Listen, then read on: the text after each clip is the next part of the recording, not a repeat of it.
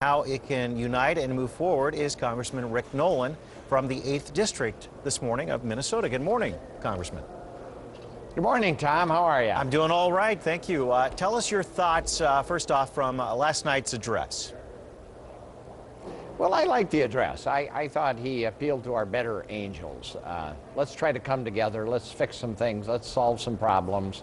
Let's get something done for the American people, and let's restore the promise. I mean, you know, the American dream is all about opportunity, and that basically means good jobs. We're an economy and a government that helps to facilitate good jobs. So I was quite pleased with his speech. I thought it was inspiring, and I liked the tone and the direction of it. We know the president has essentially said that he is going to push forward his agenda with or without you folks in Congress.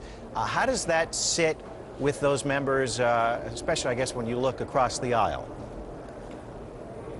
Well, you know, I'm part of a group called No Labels. We have a national strategic agenda. There's about 100 of us, Republicans and Democrats, and you know, a lot of this is emphasis. I mean, our group starts with the notion that let's focus on those things that unite us instead of focusing on those things that divide us.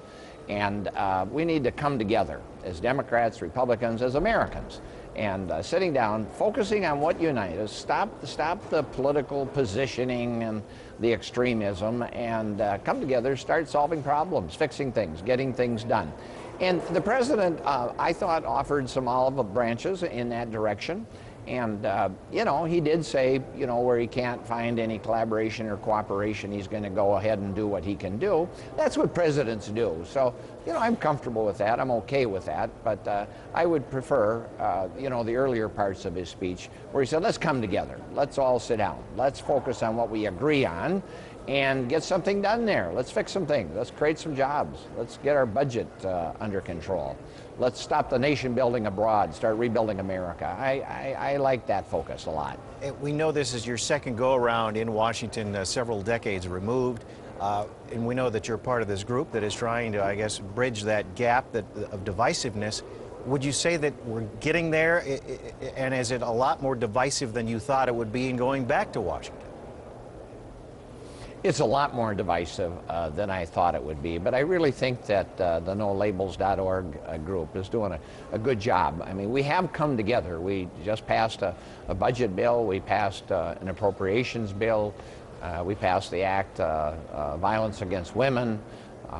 We're starting to see some progress where people are saying, okay, let's just set aside those divisive issues that divide us, and nobody's changing their position on those issues necessarily, but let's focus on the things that unite us and bring us together. That's what NoLabels.org is all about, and that's why I'm pleased to be a part of that group, and I think we're making some progress.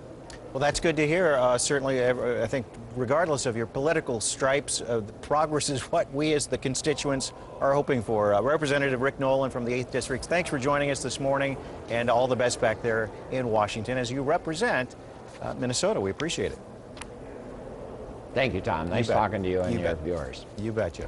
All right. More